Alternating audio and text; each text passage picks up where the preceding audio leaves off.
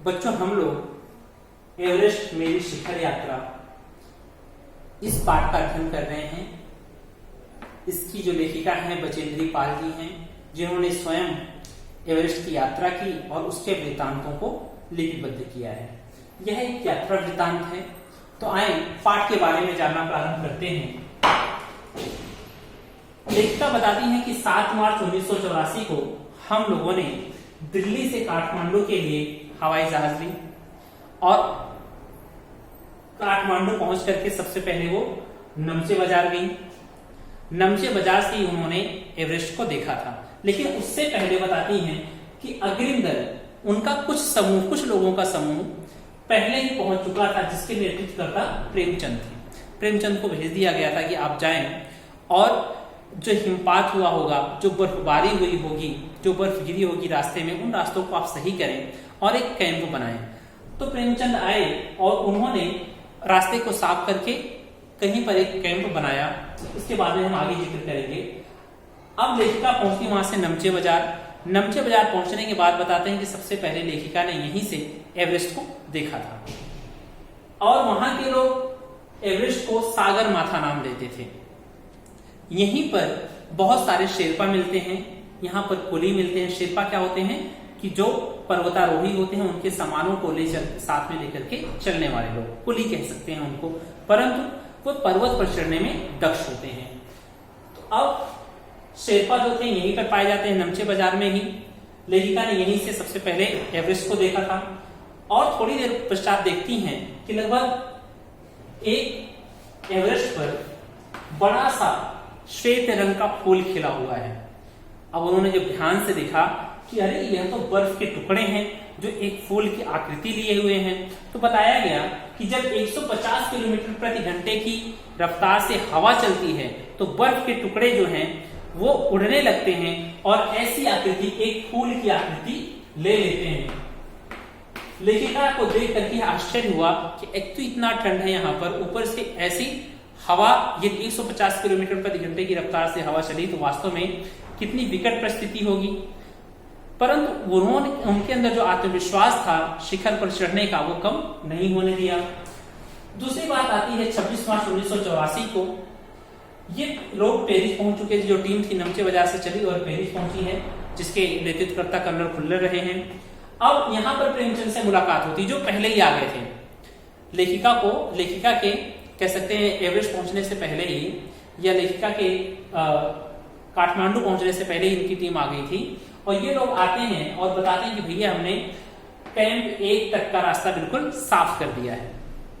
वहां पर जाने के लिए हमने पूरी बर्फ को हटा दिया है, झंडियां लगा दी हैं और संकेत बना दिया है किस तरीके से आगे जाया जाए।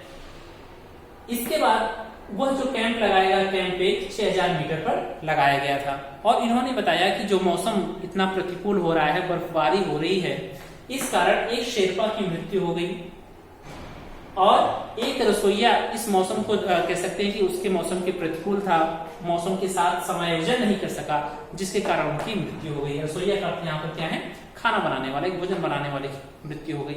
ये बात भी लेखिका को थोड़ा सा झकझोर देती है, परंतु उनका आत्मविश्वास कम नहीं होता। वो चाहती हैं कि मैं इस यात्रा को करके रहूंगी, एवरेस्ट पता करके रहूंगी। अब बात करते हैं हम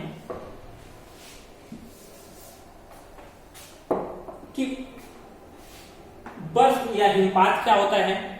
तो बर्फ का अव्यवस्थित ढंग से गिरना ही हिमपात कहलाता है। हिमपात क्या होता है?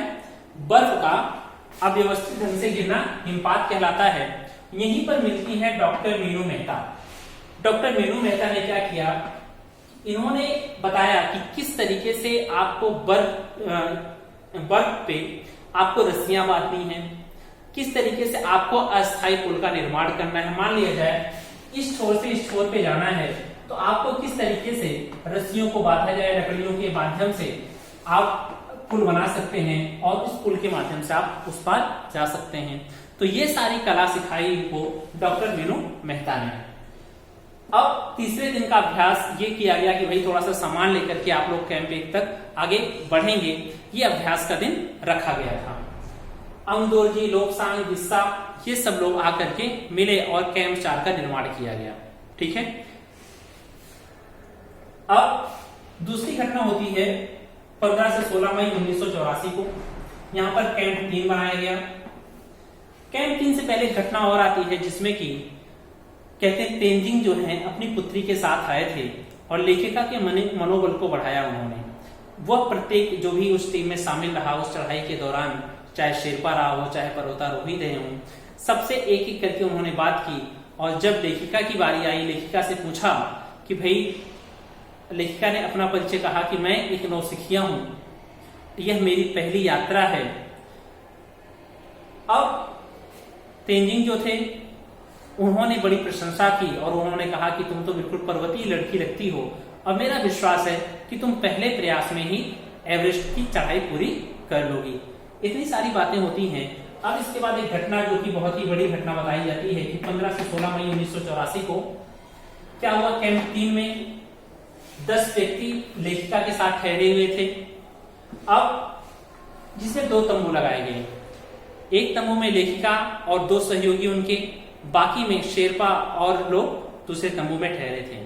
लगभग 12:30 बजे की घटना है कि 12:30 बजे एक बड़ा सा हिमखंड आकर के इनके ठीक तंबू पे गिरता है और रौंदता हुआ बिल्कुल आगे की तरफ बढ़ता चला जाता है। अब हिमखंड, बर्फ का जो टुकड़ा होता है, वो